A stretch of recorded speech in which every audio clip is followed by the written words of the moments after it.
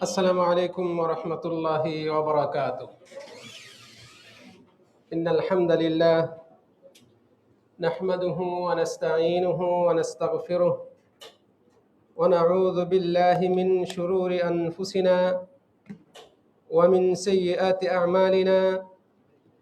من يهده الله فلا مضل له ومن يضلل فلا هادي له، وأشهد أن لا إله إلا الله وحده لا شريك له، وأشهد أن محمدا عبده ورسوله أما بعد। সমস্ত প্রশংসা একমাত্র আল্লাহ সুবহানাহু ওয়া তাআলার জন্য, যিনি আমাদেরকে আজকের এই জুমার দিনে সারাদিন ব্যাপী শ্রেষ্ঠ ইবাদতগুলো, জুমার খুতবা শ্রবণ করা, সালাত আদায় করা, অতঃপর আসরের নামাজের পরেও হালাকায় বসে কোরআন এবং সুন্নাহের আলোকে মূল্যবান আলোচনা শ্রবণ করা। অনেকেই আমাদের মধ্যে আজকে সিয়াম পালন করেছেন, তারপর মাগরিবের সালাতের পর আবারও এই হালাকায় উপস্থিত থাকা, এরকম শ্রেষ্ঠ ইবাদতে আমাদের আজকের এই শ্রেষ্ঠ দিনটি পালন করার, অতিবাহিত করার তৌফিক দান করেছেন। আমরা তার দরবারে শুকরিয়া আদায় করছি, আলহামদুলিল্লাহ। দরুদ ও সালাম বর্ষণ হোক শেষ নবী, শ্রেষ্ঠ নবী মুহাম্মদ বিন আব্দুল্লাহ সাল্লাল্লাহু আলাইহি ওয়াসাল্লামের উপর, যিনি তার উম্মতকে কল্যাণের পথ দেখিয়েছেন, অন্যায় অশ্লীলতা থেকে সতর্ক করে গিয়েছেন। আল্লাহ সুবহানাহু ওয়া তাআলা তার উপর, তার পরিবারবর্গ, সকল সাহাবী এবং কিয়ামত পর্যন্ত যারা সুন্নাহের অনুসরণ করে চলবেন তাদের সকলের উপর রহমত, দয়া, শান্তি বর্ষণ করুন, আল্লাহুম্মা আমিন। সম্মানিত মুসল্লিবৃন্দ, আল্লাহ সুবহানাহু ওয়া তাআলার প্রিয় বান্দাগণ, আমরা আল্লাহর দরবারে আবারও শুকরিয়া আদায় করছি, যিনি আমাদেরকে দীর্ঘ প্রায় 2 মাস পর আমাদের নিয়মিত হালাকা, প্রতি মাসের প্রথম 2 সপ্তাহে শুক্রবার বাদ মাগরিব আমরা যে হালাকা করে আসছি তা পুনরায় চালু করার তৌফিক দান করেছেন, আলহামদুলিল্লাহ। আপনারা অনেকেই জানেন, আমাদের এই হালাকায় কোরআন এবং সুন্নাহের দৃষ্টিতে যে সমস্ত অপরাধকে কবিরা গুনাহ হিসেবে বিবেচনা করা হয়েছে সেগুলো আলোচনা করা হয়, এবং এর দ্বারা আমাদের মূল উদ্দেশ্য হচ্ছে আমরা ওই সমস্ত গুনাহ সম্পর্কে জানব, সেগুলোকে মন প্রাণ দিয়ে ঘৃণা করব, নিজেরা তা থেকে বিরত থাকব, আমাদের অধীনস্থদেরকে তা থেকে বিরত রাখতে আমরা সচেষ্ট থাকব। মূলত আমাদের উদ্দেশ্য হচ্ছে এটা, এবং এর মাধ্যমে আল্লাহ সুবহানাহু ওয়া তাআলার সন্তুষ্টি অর্জন করা। আল্লাহ রাব্বুল আলামিন আমাদেরকে এই সমস্ত হালাকা যা কোরআন ও সুন্নাহের আলোকে পরিচালিত হয় সেগুলোর মাধ্যমে জীবনে বারাকা দান করুন, আমাদের সকলকে উপকৃত করুন। যারা আয়োজন করছেন, আয়োজকদের মধ্যে সকলকেই আল্লাহ রাব্বুল আলামিন এগুলোর উত্তম বিনিময় দান করুন, আল্লাহুম্মা আমিন। আমি আজকে অত্যন্ত সংক্ষিপ্তভাবে অল্প সময়ের মধ্যেই আমার আলোচনা শেষ করব, যেহেতু আজকে অনেকগুলো প্রোগ্রাম হয়েছে, আপনারা অনেকেই ক্লান্ত। আমি দীর্ঘ করব না, ইনশাআল্লাহ আশা করছি আধা ঘন্টার ভেতরে আমার আলোচনা শেষ করব। তো আমরা জেনেছি যে কবিরা গুনাহ হচ্ছে সেই সমস্ত গুনাহ যেগুলোর ব্যাপারে কোরআনে আল্লাহ সুবহানাহু ওয়া তাআলা অথবা সুন্নাহে আমাদের নবী মুহাম্মদ সাল্লাল্লাহু আলাইহি সাল্লাম শাস্তির হুমকি দিয়েছেন। আল্লাহ অসন্তুষ্ট হন, ক্রোধান্বিত হন বলেছেন। আল্লাহ রাব্বুল আলামিন লানত করেন, এই রকম হুমকি দেওয়া হয়েছে। এক কথায় যে সমস্ত অপরাধের শাস্তি বা হুমকি কোরআন এবং সুন্নাহে বর্ণিত হয়েছে সেগুলোই হচ্ছে কবিরা গুনাহ। আমরা আল্লাহর রহমতে এক এক করে প্রায় 20টি কবিরা গুনাহ সম্পর্কে এখানে বিস্তারিত আলোচনা করেছি। আমাদের এই সম্পর্কিত আলোচ্য বিষয়ের উপর একটি বই নির্ধারণ করা হয়েছে, যা বিশ্ববিখ্যাত আলেম, আমাদের অন্যতম মনীষী সালাফি আলেম ইমাম যাহাবী, শামসুদ্দিন আয-যাহাবী কর্তৃক রচিত কিতাবুল কাবায়ের, কবিরা গুনাহ সম্পর্কিত কিতাব। সেই কিতাবকে আমরা এই হালাকার জন্য চয়ন করেছি। সেখান থেকে আমি আপনাদের সামনে ধারাবাহিকভাবে এই আলোচনাগুলো উপস্থাপন করছি। আল্লাহ সুবহানাহু ওয়া তাআলা মহাগ্রন্থ আল কোরআনে আমাদেরকে সুসংবাদ দিয়েছেন, আমরা যদি কবিরা গুনাহগুলো থেকে বেঁচে থাকতে পারি তাহলে আল্লাহ সুবহানাহু ওয়া তাআলা আমাদের অন্যান্য সাধারণ গুনাহগুলোকে তিনি অটোমেটিক ক্ষমা করে দিবেন। আল্লাহ তাআলা বলছেন, ইন তাজতানিবু কাবাইরা মা তুনহাউনা আনহু নুকাফির আনকুম সাইয়্যাতিকুম, তোমাদেরকে যে সমস্ত কবিরা গুনাহ থেকে সতর্ক করা হচ্ছে, নিষেধ করা হচ্ছে, তোমরা যদি ওই সমস্ত অপরাধ থেকে বিরত থাকো, নুকাফির আনকুম সাইয়্যাতিকুম, তোমাদের অন্যান্য গুনাহগুলো আমি ক্ষমা করে দেব, ওয়ানুদখিলুকুম মুদখালান কারীমা, এবং তোমাদেরকে সম্মানজনক স্থানে, সকল মুফাসসিরিন একমত সম্মানজনক স্থান বলতে জান্নাত, সেই জান্নাতে আমি তোমাদেরকে প্রবেশ করাবো। সুবহানাল্লাহ। আমাদের নবী মুহাম্মদ সাল্লাল্লাহু আলাইহি ওয়াসাল্লাম আমাদেরকে শুধু কবিরা গুনাহ না, ছোট ছোট সগীরা গুনাহ থেকেও সতর্ক করেছেন। এই আয়াত থেকে আপনি শুধুমাত্র এই বুঝ নেবেন না যে কবিরা গুনাহ থেকে বাঁচলেই যথেষ্ট, সগীরা গুনাহ করার তাহলে কিছুটা সুযোগ আছে, না। বরং আমাদের নবী মুহাম্মদ সাল্লাল্লাহু আলাইহি ওয়াসাল্লাম বলছেন, ইয়াকুম ওয়া মুহাক্কিরাতিয যুনুব, তোমরা ছোট ছোট তুচ্ছ হালকা পাপ এগুলো থেকেও সতর্ক থাকো। ফাইন্না লাহা মিনাল্লাহি তালিবা, কারণ এগুলোর জন্য আল্লাহ তাআলা জবাবদিহি করবেন। কাজেই আপনি ছোট অপরাধ, মামুলি অপরাধ এগুলো আপনি বারবার করবেন, এটা অনুচিত। তাই তো আসছে, হাদিসে আসছে, লা সগীরাতা মা ইসরার, বারবার ছোট অপরাধ করতে করতে সেটা আর ছোট থাকে না। নিয়মিত যখন আপনি অভ্যস্ত হয়ে যাবেন ছোট অপরাধে, তখন সেটা আর আপনার জন্য ছোট থাকে না, সগীরা অপরাধ থাকে না, সগীরা গুনাহ থাকে না। ওয়ালা কাবীরাতা মা তাওবাহ, কোনো ব্যক্তি যদি তওবা করে তাহলে সে যে কবিরা গুনাহ করেছে সেটা আর কবিরা গুনাহ থাকে না, ওটা আল্লাহ রাব্বুল আলামিন ক্ষমা করে দেন, ভেনিশ করে দেন। সুবহানাল্লাহ। এত সুন্দর ধর্মের অনুসারী আমরা, যেখানে শুধু কেবলই বান্দাদেরকে সুসংবাদ দেওয়া হয়েছে, বান্দাদেরকে নিরাশ হতে নিষেধ করা হয়েছে, বান্দাদেরকে আশা এবং বান্দাদের জন্য সহজ করতে বলা হয়েছে, তাদেরকে আশা দিতে বলা হয়েছে, সহজ করতে বলা হয়েছে। বাশশিরু ওয়ালা তুনাফফিরু, ইয়াসসিরু ওয়ালা তুনাফফিরু ওয়ালা তুআসসিরু, তোমরা সুসংবাদ দাও, দূরে সরিয়ে দিও না, সহজ করো, কঠিন করো না। এইভাবে আমাদেরকে আমাদের শরীয়ত নির্দেশনা দিয়েছে। কাজেই আমরা এগুলো থেকে ফায়দা নেওয়ার চেষ্টা করব, অন্যায় থেকে বিরত থাকব, ন্যায়ের পথ, সততার পথ অবলম্বন করব। আল্লাহ রাব্বুল আলামিন আমাদের সকলকে তৌফিক দান করুন। সম্মানিত দিনী ভাইরা, অন্যতম কবিরা গুনাহ হচ্ছে কযফুল মুহসানাত, সতীসাধ্যী, পবিত্রা, সচ্চরিত্রবান কোন নারীকে জেনা, ব্যভিচারের অপবাদ দেয়া। আল্লাহু আকবার। কোন নারী যে নির্দোষ, জেনা করে নাই, পরক্রিয়া লিপ্ত না, অবৈধ সম্পর্কে জড়ায় নাই, অথচ তাকে এই জাতীয় অপবাদ দেওয়া শরীয়তের দৃষ্টিতে অত্যন্ত জঘন্যতম একটি অপরাধ। এটা এমন অপরাধ যে এর শাস্তি পূর্ণাঙ্গ রূপে আল্লাহ তাআলা কোরআনে ঘোষণা দিয়ে দিয়েছেন। আল্লাহ তাআলা কি বলছেন শুনেন, তিনি বলছেন, ইন্নাল্লাযীনা ইয়ারমুনাল মুহসানাতিল গাফিলাতিল মুমিনাত, নিশ্চয়ই যারা সতীসাধ্যী, দুনিয়াবি ব্যাপারে উদাসীন, দুনিয়ার ব্যাপারে তার লোভ লালসা নাই, এরকম গাফিলাত, উদাসীন নারী, আল মুমিনাত, মুমিনা, এমন নারীর উপর ইয়ারমুন, অপবাদ আরোপ করে, লুইনু ফিদ দুনিয়া ওয়াল আখিরাহ, যারা এই কাজ করবে তারা দুনিয়া এবং আখিরাত উভয়কালেই লানতপ্রাপ্ত, অভিশপ্ত। ওয়ালাহুম আযাবুন আযীম, তাদের জন্য রয়েছে মহা শাস্তি। আল্লাহ তাআলা বলছেন এই কথাগুলো। যারা কোনো সতীসাধ্যী মুমিন রমণীর উপর অপবাদ আরোপ করে, এখানে উদ্দেশ্য হচ্ছে জেনা, ব্যভিচারের অপবাদ, এইরকম অপবাদ আরোপ করে ওই সমস্ত ব্যক্তিরা দুনিয়া ও আখিরাতে অভিশপ্ত, তাদের জন্য রয়েছে মহাশাস্তি।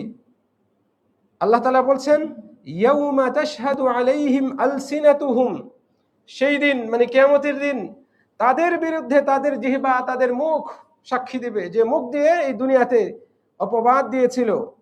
ওয়া আইদিহিম, তাদের হাত তাদের বিরুদ্ধে সাক্ষী দিবে, ও আরজুলুহুম, এবং তাদের পা সাক্ষী দিবে।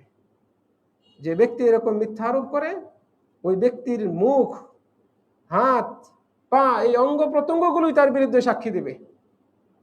বিমা কানু ইয়ামালুন, তারা যা কিছু করেছিল দুনিয়াতে এই সম্পর্কে। আল্লাহ আকবার। মহান আল্লাহ তাআলা আরো বলছেন, ওয়াল্লাযীনা ইয়ারমুনাল মুহসানাত, আর যারা সতীসাধ্যী নারীদের উপর অপবাদ আরোপ করে, সুম্মা লাম ইয়াতু বিআরবাআতি শুহাদা, তারপরে 4 জন সাক্ষী নিয়ে আসে। যে এরকম অপবাদ দিবে কারো কোনো নারীর ব্যাপারে, এরকম দোষ প্রচার করবে, তাকে অবশ্যই ন্যূনতম 4টা সাক্ষী নিয়ে আসতে হবে। ন্যায়পরায়ণ ব্যক্তির সাক্ষী নিয়ে আসতে হবে, যে হ্যাঁ আমিও যে দেখছি, আমিও জানি এই নারী এরকম অপরাধে জড়িত। আল্লাহ তাআলা বলছেন, সুম্মা লাম ইয়াতু বিআরবাআতি শুহাদা, তারপরে 4 জন সাক্ষী নিয়ে আসতে পারে না, ফাজলিদুহুম 80 জালদা, এমত অবস্থায় যে ব্যক্তি এরকম অপবাদ আরোপ করেছে তাকে 80টা বেত্রাঘাত করো, তাকে 80টা বেত্রাঘাত করো। ওয়ালা তাকবালু লাহুম শাহাদাতান আবাদা, কখনো ওই ব্যক্তির সাক্ষী গ্রহণ করিও না। মানে ওই ব্যক্তি ন্যায়পরায়ণ, ইনসাফ, এই এই গুণ থেকে একেবারে বিচ্যুত হয়ে যাবে, আদালত নষ্ট হয়ে যায়। সাক্ষী কাদের নেব? যাদেরকে বিশ্বাস করা হয়। ফলে এই ব্যক্তি ওই বিশ্বস্ততা হারিয়ে ফেলে। তাই আল্লাহ তাআলা বলছেন, ওয়ালা তাকবালু লাহুম শাহাদা, তাদের সাক্ষী গ্রহণ করিও না, না কোর্টে, না কোনো মজলিসে, না কোনো সালিশে, না কোনো বিয়ের আয়োজনে, কোনো খানেই তোমরা তার সাক্ষী গ্রহণ করবে না। উলাইকা হুমুল ফাসিকুন, এই জাতীয় মানুষ হচ্ছে একেবারে ফাসিক, কবিরা গুনাহকারী। ফাসিক তো সাধারণত তাদেরকে বলা হয় যারা কবিরা গুনাহে লিপ্ত হয়। আল্লাহ তাআলা বলছেন এরা হচ্ছে ফাসিক। এইভাবে বিস্তারিত আল্লাহ রাব্বুল আলামিন এই অপরাধের শাস্তি বর্ণনা করেছেন। কত জঘন্য অপরাধ হতে পারে চিন্তা করে দেখুন। এজন্যই আলেমগণ এই অপরাধে যারা অপরাধী হয় তাদের শাস্তি এই কোরআন থেকেই আলাদা আলাদা করে এক এক করে আমাদের সামনে উপস্থাপন করেছেন। 4টা শাস্তি হবে। যারা কোনো নারীর উপর মিথ্যা আরোপ করবে, অপবাদ দিবে, তার চরিত্রে কলঙ্ক কালিমা লেপন করবে অন্যায়ভাবে, তাদের জন্য কোরআনে বর্ণিত 4টা শাস্তি, যা একটু আগে শুনলেন। আমি আবারও বলছি, দুনিয়া এবং আখিরাতে উভয়কালেই এই ব্যক্তি লানতপ্রাপ্ত, অভিশপ্ত। দ্বিতীয়ত, এই ব্যক্তির জন্য রয়েছে মহাশাস্তি, তার নিজের বিরুদ্ধেই তার নিজের অঙ্গ প্রত্যঙ্গ সাক্ষী দেবে। তৃতীয়ত, এই দুনিয়াতে তাকে 80টা বেত্রাঘাত করতে হবে, এটা দুনিয়াতে তাকে রজম মারতে হবে এভাবে। চতুর্থত, এমন ব্যক্তির আদালত নষ্ট হয়ে যায়, বিশ্বস্ততা হারিয়ে ফেলে, বিধায় এই ব্যক্তির কোনো কথা, সাক্ষী নেওয়া যাবে না। আল্লাহ রাব্বুল আলামিন আমাদেরকে হেফাজত করুন।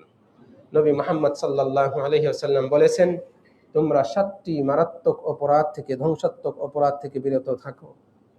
ইজতানিবু আস-সাবআল মুবিকাত, তার এগুলোর মধ্যে রাসূল সাল্লাল্লাহু আলাইহি ওয়াসাল্লাম উল্লেখ করেছেন ওয়াকযফুল মুহসানাতিল মুমিনাতিল গাফিলাত, এরকম সতীসাধ্যী নারীর উপর মিথ্যারোপ করা। মিথ্যারোপ করা বা ওই যে চরিত্রের উপর কালেমা লেপন করা বলতে কি বোঝায়? মুহাদ্দিসিনগণ বলেছেন, যা কিতাবুল কাবাইর এই কিতাবে লেখক উল্লেখ করেছেন যে কোনো ব্যক্তি এরকম বলবে কোনো মুমিন নারীকে, যাকে সে চেনে না অথবা চেনে কিন্তু সে ভালো, এমন মুসলিম রমণীকে বলবে, ইয়া জানিয়া, হে জেনাকারিনী, বা এই জাতীয় জেনাকারিনীর বিভিন্ন সমার্থক শব্দ রয়েছে আমাদের সমাজে। চরিত্রহীনা, বেশ্যা, তারপরে পতিতা, আরো কত রকমের শব্দ রয়েছে যেগুলো দ্বারা আমরা ওই জাতীয় অর্থ মিন করে থাকি।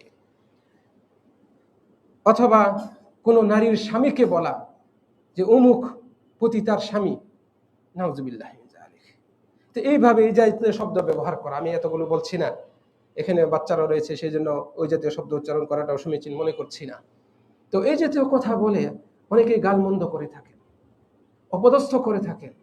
স্বামীকে বলে অথবা মেয়েকে বলে, ছেলেকে বলে তার মায়ের ব্যাপারে গালিগালাজ করার সময়, সবই ওই মহিলাকে অপবাদ দেওয়ার শামিল। আপনি সরাসরি মহিলাকে বলছেন না, তার সামনে বলছেন না, তার স্বামীকে আপনি গালি দিচ্ছেন তার স্ত্রীর দিকে নিসবত করে, সন্তানকে গালি দিচ্ছেন তার মায়ের দিকে নিসবত করে, যে অমুকের কন্যা তুমি, অমুকের সন্তান তুমি, ইত্যাদি ইত্যাদি, এই জাতীয় ভাষা ব্যবহার করে। এগুলো সবই ওই ব্যক্তির স্ত্রীকে, এই ছেলে বা মেয়ের মাকে অপবাদ দেওয়ার শামিল। যদি আপনি এর পক্ষে যা বলছেন এর সপক্ষে চারজন কমপক্ষে নির্ভরযোগ্য বিশ্বস্ত সাক্ষী উপস্থাপন করতে না পারেন, শরীয়ত বলেছে যে প্রশাসন আপনার উপর হদ কায়েম করবে, ন্যূনতম 80টা বেত্রাঘাত করবে জনসম্মুখে। আপনি অপদস্থ হবেন দুনিয়া ও আখিরাতে আল্লাহর কাছে, আল্লাহর বিধানে। আল্লাহ রাব্বুল আলামিন আমাদেরকে হেফাজত করুন। অত্যন্ত পরিতাপের বিষয়, আমাদের সমাজে অনেক মানুষ রয়েছে যখন ঝগড়ায় লাগেন, ঝগড়ায় লিপ্ত হন, হিতাহিত জ্ঞান হারিয়ে ফেলেন, কত নোংরা ভাষায় গালিগালাজ করেন। এটা মোটেও উচিত নয়। আর বিশেষ করে যদি এই জাতীয় শব্দ উচ্চারণ করা হয়, বরং উচ্চারণ করা হচ্ছে সমাজে, বহু মানুষ অজান্তেই এই মহা অপরাধে লিপ্ত হয়ে যাচ্ছে। তার আমল নামায় এই শাস্তি লেখা হয়ে আছে এবং এটা ভারী হতেই চলেছে। আল্লাহ তাআলা আমাদেরকে হেফাজত করুন। এটার পরিণতি যে জাহান্নাম হবে, জাহান্নাম হতে পারে, এতে কোনো সন্দেহ নেই। তাই তো আমাদের নবী মুহাম্মদ সাল্লাল্লাহু আলাইহি সাল্লাম সতর্ক করেছেন।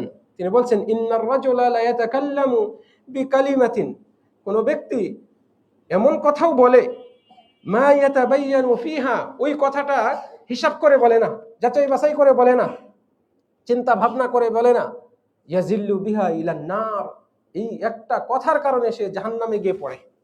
আবআদা মা বাইনাল মাশরিকি ওয়াল মাগরিব, পূর্ব থেকে পশ্চিমের যে দূরত্ব, তার চেয়ে গভীর দূরত্ব জাহান্নামের গর্ত, ওই গর্তে জাহান্নামে গিয়ে সে পতিত হয় ওই একটা কথার কারণে। কাজেই আমরা হিসাব করে কথা বলবো।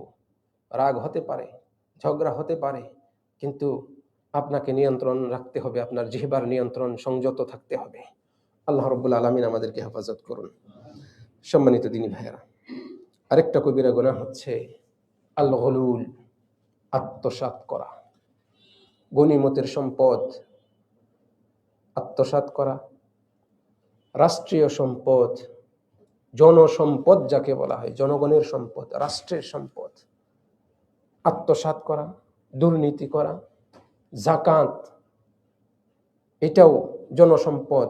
বিশেষ করে এর যে খাত রয়েছে, ব্যাপক 8টা খাত রয়েছে, সরকারিভাবে অথবা কোনো সংস্থা কর্তৃক যদি যাকাত উত্তোলন করা হয় আর সেখান থেকে যদি আত্মসাৎ করে, তাহলে এগুলো সব এই গুলুল এর ভিতরে পড়বে।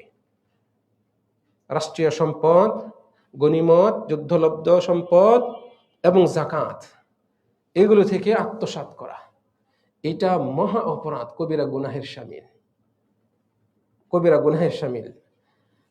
আল্লাহ সুবহানাহু ওয়া তাআলা বলছেন, ওয়ামা কানা লিনাবিয়্যিন আন ইয়াগুল, কোন নবীর জন্য সমীচীন নয় যে তিনি আত্মসাৎ করবেন। ওয়ামান ইয়াগলুল ইয়াতি বিমা গাল্লা ইয়াউমাল কিয়ামাহ, আর যে ব্যক্তি আত্মসাৎ করবে, যা সে আত্মসাৎ করেছে তা নিয়ে কিয়ামতের দিন উপস্থিত হবে। এটা আল্লাহ সুবহানাহু ওয়া তাআলা কর্তৃক হুমকি, আল্লাহ সুবহানাহু ওয়া তাআলা কর্তৃক এটা ওয়াদা তার বান্দাদের কাছে। যে ব্যক্তি আত্মসাৎ করবে, যা আত্মসাৎ করবে তা নিয়ে কিয়ামতের দিন তাকে উপস্থিত হতে হবে। কিভাবে উপস্থিত হবে সেটা আমাদের নবী মুহাম্মদ সাল্লাল্লাহু আলাইহি সাল্লাম উল্লেখ করেছেন।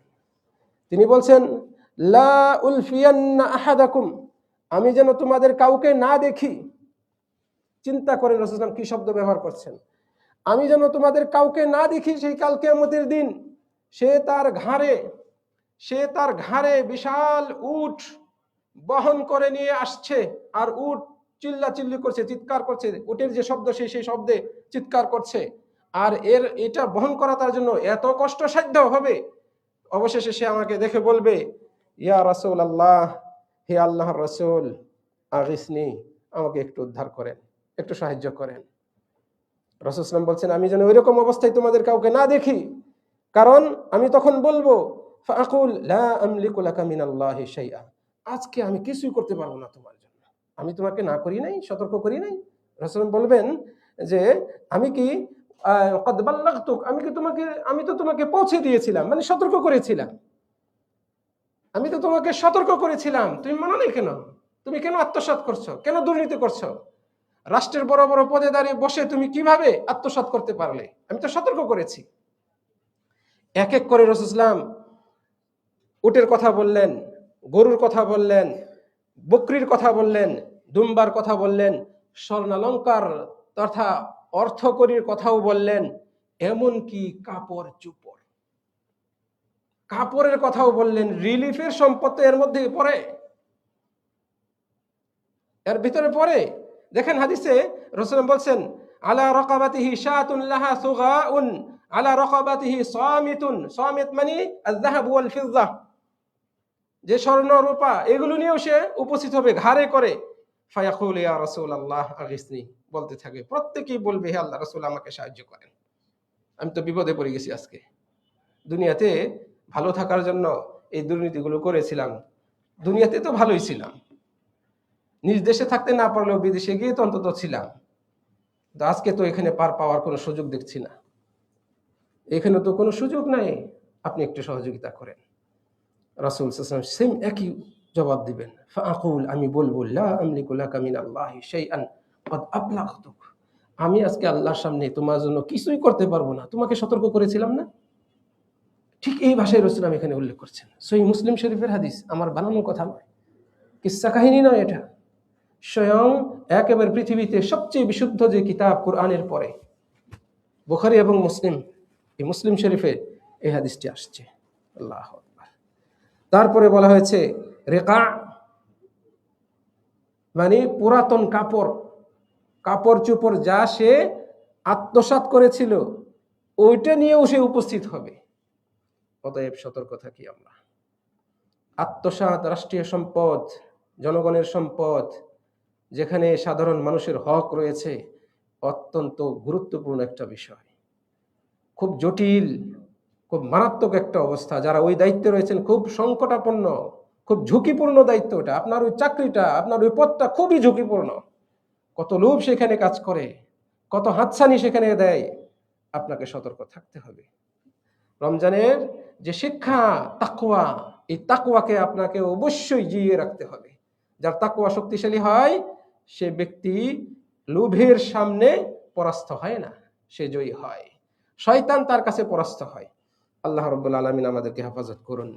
আমাদের নবী মুহাম্মদ সাল্লাল্লাহু আলাইহি সাল্লাম বলছেন, আব্দুল খাইতা ওয়াল মাখিত, সুই সুতা হলেও তোমরা আদায় করে দাও, রাষ্ট্রীয় কোষাগারে জমা দাও। সুই সুতা হলেও, আব্দুল খাইত ওয়াল মাখিত, খাইত মানে সুতা, মাখিত সুই, সুই সুতা এগুলো তোমরা জমা দাও। ওয়া ইয়াকুম ওয়াল গুলুল, আত্মসাৎ করা থেকে সাবধান। বিআন্নাহু আরুন আলা সাহিবিহি ইয়াউমাল কিয়ামাহ, কেননা এই আত্মসাৎ করা, সুই সুতা পরিমাণও যদি আত্মসাৎ করে কিয়ামতের দিন বেইজ্জতি হতে হবে। এটা কিন্তু বেইজ্জতির কারণ হবে, দুনিয়ার মানুষ চিনবে আপনাকে যে আপনি দুর্নীতি করে বেড়াতেন। নাউযুবিল্লাহ। খালিদ বিন যায়েদ বিন খালিদ আল জুহানি রাদিয়াল্লাহু আনহু হতে বর্ণিত, তিনি বলছেন, এক ব্যক্তি খাইবার যুদ্ধে এরকম ছোট্ট একটা কিছু আত্মসাৎ করে যুদ্ধলব্ধ সম্পদ থেকে, ওই ব্যক্তি মারা গেলে, সাহাবী, সে নিজেও যুদ্ধে অংশগ্রহণ করেছে, কত মর্যাদা সম্পন্ন, সে মারা গেলে জানাজার কথা বলা হলো রাসূল সাল্লাল্লাহু আলাইহি ওয়াসাল্লামকে। তিনি বললেন, আমি পড়বো না, তোমরা জানাজা পড়ে নাও, কারণ এই ব্যক্তি আত্মসাৎ করেছে। বর্ণনাকারী সাহাবী বলছেন, তারপরে আমরা তার বাড়িতে গিয়ে খোঁজাখুঁজি করে দেখি একজন ইহুদির মানে একটা দামি পাথর তার বাড়িতে পাওয়া গেছে। এই পাথর পাওয়া গেছে, ইহুদি মানে ইহুদিদের বিরুদ্ধে যুদ্ধ হয়েছিল, যুদ্ধলব্ধ সম্পদ, এটা তো রাষ্ট্রীয় কোষাগারে আসবে, সেখান থেকে বন্টন করা হবে, যার ভাগে পড়বে সে সেভাবে নেবে। কিন্তু এই লোক, এই সাহাবী গোপনে সেটা সরিয়ে রাখছিল, তার খুব পছন্দ হয়েছে। রাসূল সাল্লাল্লাহু আলাইহি ওয়াসাল্লাম তার জানাজা পড়েন নাই। ইমাম আহমদ বিন হাম্বল রাহিমাহুল্লাহ তিনি বলছেন, আমার জানা মতে রাসূল সাল্লাল্লাহু আলাইহি ওয়াসাল্লাম কেবল দুই শ্রেণীর অপরাধীর জানাজা পড়েন নাই, নিজেকে দূরে সরিয়ে রাখছেন। তার মধ্যে এক শ্রেণী হচ্ছে যারা আত্মসাৎ করে, সম্পদ আত্মসাৎ করে।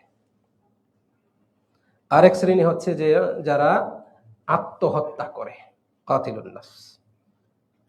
তাহলে কত ঘৃণিত অপরাধ, কত ঘৃণ্য অপরাধ এটা। আত্মসাৎ করা। আত্মসাৎ মানে শুধুমাত্র ওই যুদ্ধলব্ধ গনিমত থেকে আত্মসাৎ করা, এটা উদ্দেশ্য না। যেখানে রাষ্ট্রের মানুষের জনসাধারণের হক জড়িত, এগুলো ব্যাংক ডাকাতি করা, শেয়ার বাজারে ধস নামানো, মূল্য বৃদ্ধি করে অন্যায়ভাবে বৃদ্ধি করে এই যে টাকা উপার্জন করা, এগুলো মানুষের সম্পদ অন্যায়ভাবে নেওয়া, এগুলো এর ভিতরে আসতে পারে। আরো কত কি সিস্টেম আছে। সরকারি কোষাগারে যেখানে টাকা জমা হবে বিভিন্ন খাত থেকে, সেখানে কিছু একেবারে হিসাব না দিয়ে মেরে দেওয়া, এগুলো সব এর ভেতরে অন্তর্ভুক্ত হবে। আল্লাহ তাআলা আমাদেরকে হেফাজত করুন। সম্মানিত দিনী ভাইয়েরা, এ সম্পর্কিত আরো বহু কথা রয়েছে, আমি একটা হাদিস শুধু উল্লেখ করি। একটা হাদিসে রাসূল সাল্লাল্লাহু আলাইহি ওয়াসাল্লাম বলছেন, হাদায়াল উম্মাল গুলুলুন, সরকারি কর্মচারী যারা বেতনভুক্ত, বেতন নেয়, হ্যাঁ, এরকম কর্মচারী তারা যদি তাদের দায়িত্ব পালনের সুবাদে হাদিয়া নেয়, উপঢৌকন নেয়, তাহলে এই উপঢৌকনটাও আত্মসাতের শামিল হবে। আমার কথা নয়, শেখ বিন বাজ রাহিমাহুল্লাহ হাদিসকে বিশুদ্ধ হাদিস বলেছেন। কোন কর্মচারী সে যে পদে রয়েছে, এই পদে থেকে সে যদি বাড়তি সুবিধা নেয়, কোনো কোম্পানি তাকে হাদিয়া পাঠায়, ফ্রিজ পাঠায় দিচ্ছে, এটা পাঠায় দিচ্ছে, সেটা পাঠায় দিচ্ছে, আর তিনি তার জন্য নিয়মটাকে শিথিল করে দিচ্ছেন, যোগ্যদেরকে না দিয়ে তাদেরকে টেন্ডার দিয়ে দিচ্ছেন, এই যেগুলো যে করা হয়, এগুলো সব আত্মসাতের শামিল হবে।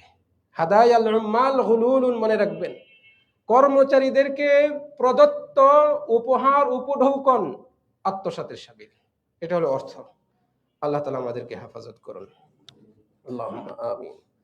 সর্বশেষ আজকের আলোচ্য বিষয় আরেকটা কবিরা গুনাহ, আস-সারিকা, চুরি করা। চুরি করা, আল্লাহু আকবার। আমরা সকলেই এটার সাথে পরিচিত। আমি চুরি না করলেও এই শব্দটা আমার জীবনে অনেক উচ্চারিত হয়। এরকম আমাদের সকলের জীবনে এই শব্দটা বহু উচ্চারিত। চুরি করা এটা মহা অপরাধ, এমন এক অপরাধ যার শাস্তি আল্লাহ রাব্বুল আলামিন এমন ভাবে ঘোষণা করেছেন, ওই রকম শাস্তি আর কোনো অপরাধের ক্ষেত্রে ঘোষণা করেন নাই। আল্লাহ তাআলা বলছেন, আস-সারিকু ওয়াস-সারিকাতু, পুরুষ চোর, নারী চোর, মহিলা চোর, উভয়ের ফাকতাউ আইদিয়াহুমা, হাত দুটা কেটে দাও, উভয়েরই হাত কেটে দাও, জাযাআম বিমা কাসাবা, যে কৃতকর্ম সে করেছে এর পরিণতি হিসেবে, নাকালাম মিনাল্লাহ, আল্লাহর পক্ষ থেকে দৃষ্টান্ত শাস্তি হিসেবে, ওয়াল্লাহু আজিজুন হাকিম, জেনে রাখো আল্লাহ রাব্বুল আলামিন অত্যন্ত প্রজ্ঞাময়, তিনি অত্যন্ত প্রতাপশালী। কাজে আল্লাহ তিনি প্রজ্ঞাময়, হাকিম শব্দ ব্যবহার করেছেন। এই যে বিধান আমি দিলাম, এখানে অবশ্যই হিকমত রয়েছে। তাই আলেমগণ বলেছেন এটা আল্লাহর হিকমত এবং আদালতের অন্তর্ভুক্ত। এটা ইনসাফ যে চোরের হাত কেটে দিতে হবে, তাহলে সমাজে চুরি শূন্যের কোঠায় আসবে যদি এই বিধান কার্যকর করা হয়। চোর কাকে বলা হয় শরীয়তের দৃষ্টিতে, এটাও আমাদের জানতে হবে। যাকে তাকে আপনি চোর আখ্যায়িত করে হাত কেটে দিবেন এমনটা নয়। চোর কাকে বলা হয়? ইবনে উরফা রাহিমাহুল্লাহ তিনি সংজ্ঞা দিচ্ছেন চোরের, মান জাআ মুস্তাতিরান, যে ব্যক্তি চুপে চুপে আসে, গোপনে গোপনে আসে, ইলা হিরজিন, কোন সংরক্ষিত স্থানে, যেখানে ব্যক্তির সম্পদ সংরক্ষিত রয়েছে, দেওয়াল আছে, বেড়া আছে, তালা দেওয়া আছে, পকেটের ভেতরে, উন্মুক্ত জায়গায় না, গাছে ঝুলছে, বাইরে গাছে, রাস্তার পাশে ঝুলছে গাছে, বা সংরক্ষণে নাই এরকম না, খোলা জায়গায় না, বরং ব্যক্তির হিরজের মধ্যে রয়েছে, সংরক্ষিত অবস্থায় রয়েছে, ওই সংরক্ষিত স্থানে আসে, ফাআখাযা মিনহু মা লাইসা লাহু, আর সেখান থেকে যা তার না ওটা নিয়ে চলে যায়। বুঝতে পারছেন চোর কাকে বলে? চোর হচ্ছে সে যে আপনার সংরক্ষিত স্থানে চুপে চুপে গোপনে আসে, সেখান থেকে যা তার হক না সেটা সে নিয়ে চলে যায়, মানে আপনার হক সে এভাবে নিয়ে চলে যায়। আপনি ওই জিনিসগুলো সংরক্ষণে রেখেছেন, হেফাজতে রেখেছেন, অথচ ব্যক্তি গোপনে এসে নিয়ে গিয়েছে। এইটা হচ্ছে চোর। শরীয়তের দৃষ্টিতে, এবং এরকম চোরের হাত কাটা। আমরা নবী মুহাম্মদ সাল্লাল্লাহু আলাইহি ওয়াসাল্লামের হাদিস থেকে জানতে পারি, চোর যখন চুরি করে তখন তার মধ্যে ঈমান থাকে না। আল্লাহ না করুন ব্যক্তি যদি চুরি করার অবস্থায় মারা যায়, সে ব্যক্তি বেঈমান অবস্থায় মারা যায়। কত ডাকাত রয়েছে, কত চোর আছে, চুরি করতে গিয়ে ওখানে মৃত্যুবরণ করে, নাউজুবিল্লাহ। কত পকেটমার আছে, পকেট মারতে মারতে গিয়ে সে নিজেই ওখানে মারা যায়। আছে এরকম, গিয়েছে বাসে উঠছে পকেট মারতে, বাস এমন ভাবে দুর্ঘটনার পতিত হলো সে নিজে ওখানে শেষ। রাসূল সাল্লাল্লাহু আলাইহি ওয়াসাল্লাম বলছেন, লা ইয়াজনি জানি হিনা ইয়াজনি ওয়া হুয়া মুমিন, জেনাকারী যখন জেনা করে, ব্যভিচারী যখন ব্যভিচারে লিপ্ত হয়, এই সময় সে মুমিন থাকে না, তার ভেতরে ঈমান থাকে না, ঈমানটা তার থেকে আলাদা উপরে উঠে চলে যায়, ঝুলন্ত অবস্থায় থাকে। ওয়ালা ইয়াসরিকু সারিকু হিনা ইয়াসরিকু ওয়া হুয়া মুমিন, কোন চোর যখন চুরি করে তখন সে ওই চুরি করা অবস্থায় মুমিন থাকে না, তার ঈমান তার থেকে আলাদা হয়ে যায়, তাহলে সেই ঈমান শূন্য অবস্থায় থাকে। কত ভয়াবহ একটা অবস্থা। অতএব আমরা সতর্ক হই। চোরের হাত কি? চোরের হাত আমরা শুনলাম কোরআন থেকে যে তাকে হাত কেটে দিতে হবে। কতটুকু চুরি করলে? আমাদের সমাজে তো পুকুর চুরি হয়, আবার পকেট মারো 2-4-5 টাকাও চুরি করে, সিস্ট্রে চোর যাকে বলি আমরা, হালকা 2-4-5 টাকা পাইলে ওটা নিয়ে নেয়। তো এরকম বহু তফাৎ রয়েছে। শরীয়তের দৃষ্টিতে ওই ক্ষেত্রে কিছু নির্দেশনা রয়েছে, মানদণ্ড রয়েছে। একটু মনোযোগ দিয়ে শুনবেন, আমার আলোচনা ইনশাআল্লাহ 7-8 মিনিটে শেষ হবে। তো এক্ষেত্রে আমরা যদি হাদিসের দিকে তাকাই তাহলে এ সম্পর্কিত রাসূল সাল্লাল্লাহু আলাইহি ওয়াসাল্লামের নির্দেশনা পাই। ইবনে উমর রাদিয়াল্লাহু আনহু তিনি বর্ণনা করছেন যে রাসূল সাল্লাল্লাহু আলাইহি ওয়াসাল্লাম কাতা ফি মিজান, একটা ঢাল চুরি করার কারণে, ঢাল যা দিয়ে আত্মরক্ষা করে, আমরা এই যে পুলিশের কাছে দেখি না, পুলিশ একটা লম্বা মানে প্লাস্টিকের বা এই জাতীয় একটা নিয়ে থাকে, যাতে করে কেউ ইট পাটকেল ছুঁড়লে ওটা সামনে ধরে গায়ে যেন না লাগে, এইটা হচ্ছে ঢাল। তো সেই জামানায় এটা যুদ্ধক্ষেত্রে সবাই ব্যবহার করত। দূর দূরান্তে যখন সফরে যেত, হঠাৎ শত্রু যেন আক্রমণ করলে সে সেটা দিয়ে প্রতিহত করতে পারে। তো এরকম একটা ঢাল চুরির কারণে এক ব্যক্তির হাত রাসূল সাল্লাল্লাহু আলাইহি ওয়াসাল্লাম কেটে দিয়েছেন। আব্দুল্লাহ বিন উমর রাদিয়াল্লাহু আনহু বলছেন, কিমাতুহু সালাসাতু দারাহিম, ওই ঢালের মূল্য ছিল 3 দিরহাম। বোঝার চেষ্টা করবেন, 3 দিরহাম।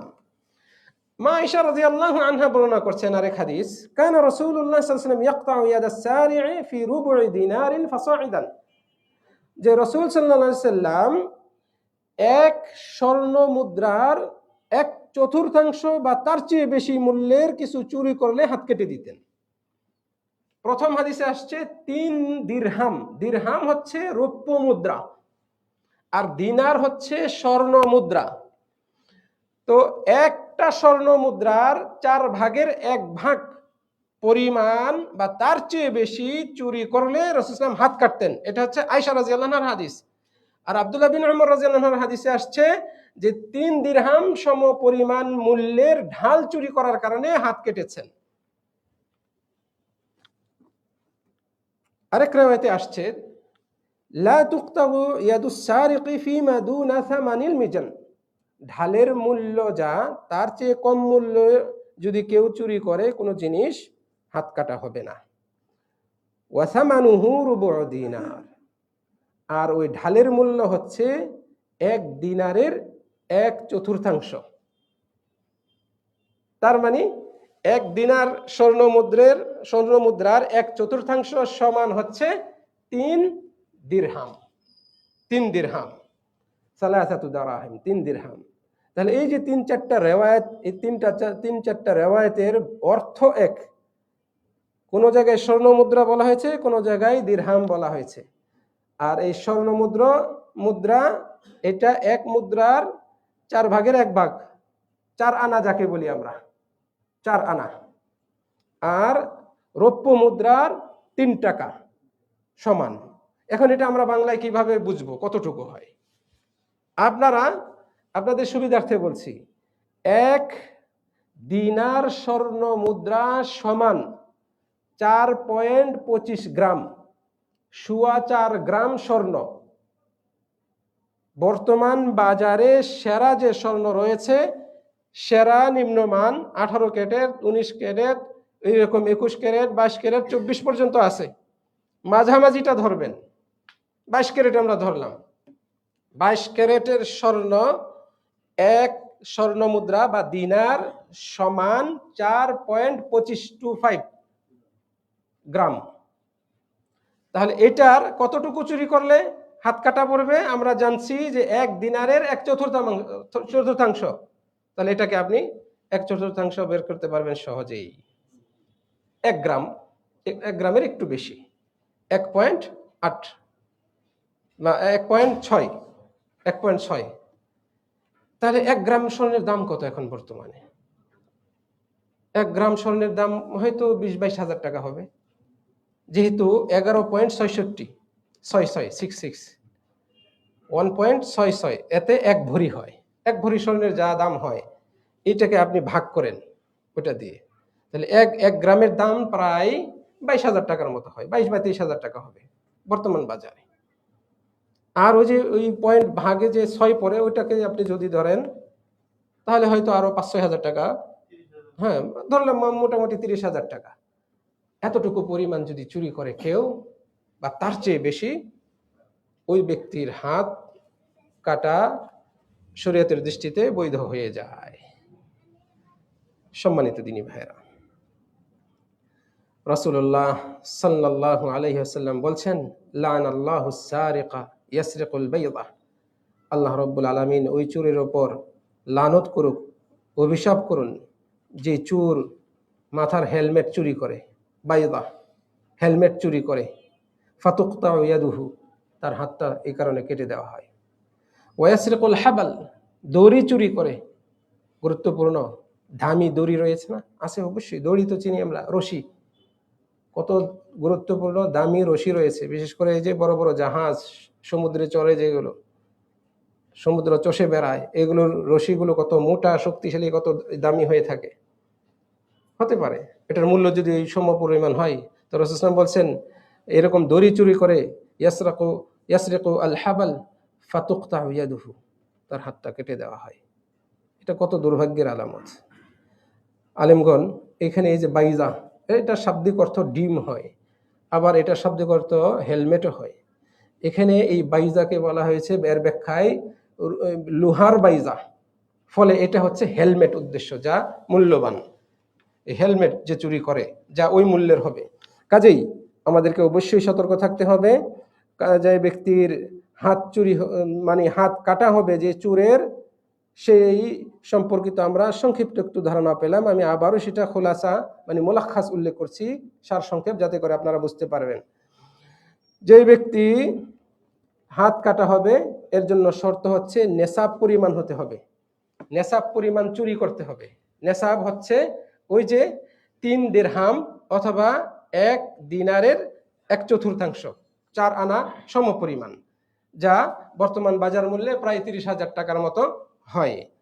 অনুরূপভাবে এই চুরিকৃত সম্পদ যা সে চুরি করেছে চোরে, ওটা ব্যক্তির সংরক্ষণে থাকতে হবে।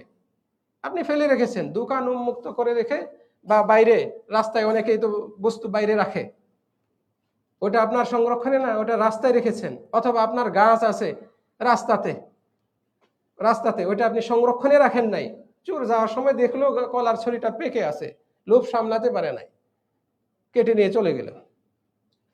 তো ওটা তো আপনি সংরক্ষণে রাখেন নাই, ওটা উন্মুক্ত জায়গায় পড়ে আছে, ওটা বেড়াও দেন নাই আপনি। তো এই জন্য আপনাকে এটা বুঝতে হবে, শরীয়ত এত সহজে আপনাকে হাত কাটতে অনুমতি দেয় নাই। কিছু মানে নীতিমালা রয়েছে যে ব্যক্তির সম্পদ তার সংরক্ষণে থাকতে হবে, তাহলে সে ব্যক্তি মানে যে চুরি করবে তার হাত কাটার যৌক্তিকতা চলে আসে, হয়ে যায়। অনুরূপভাবে চোর ওই সম্পদ গোপনে নিবে, আপনার অজান্তে গোপনে নিয়ে গিয়েছে, ঘুম থেকে উঠে দেখেন মোবাইলটা নাই, আইফোনটা নাই, আপনি তো বাসাতেই ঘুমাচ্ছেন, তাহলে এটা সংরক্ষিত এলাকা, আইফোনটা নাই, সব আছে, এখন আইফোনটা নাই, জ্বালানা দিয়ে নিয়েছে। তাহলে এই যেরকম গোপনে চুপিসারের জন্য নিতে হবে। আর যারা ডাকাত কিন্তু এই হুকুমে আসবে না। ডাকাত তো প্রকাশ্যে শক্তি প্রয়োগ করে, ছিনতাইকারী আপনার সামনে থেকে ছু মেরে নিয়ে যাচ্ছে, ওগুলো আলাদা আসবে, ওগুলো আলাদা হিসাব আছে ইনশাআল্লাহ, এগুলো ধীরে ধীরে সব আলোচনা আসবে। আল্লাহ রাব্বুল আলামিন আমাদেরকে কোরআন ও সুন্নাহের আলোকে আমল করার তৌফিক দান করুন, সঠিক বিধানগুলো জেনে আমল করার তৌফিক দান করুন। সম্মানিত দিনী ভাইরা, অনুরূপভাবে যারা খেয়ানত করে, আপনি টাকা জমা রাখছেন, টাকাটা মেরে দিয়েছে, ওরাও কিন্তু এর অন্তর্ভুক্ত হবে না। চোরের যে হদ তাদের উপর কায়েম করা যাবে না। নবী মুহাম্মদ সাল্লাল্লাহু আলাইহি ওয়াসাল্লামের জামানায় একটি ঘটনা, একজন মাখজুমি গোত্রের মহিলা, সে চুরি করে। রাসূল সাল্লাল্লাহু আলাইহি ওয়াসাল্লাম তার হাত কাটার আদেশ করেন।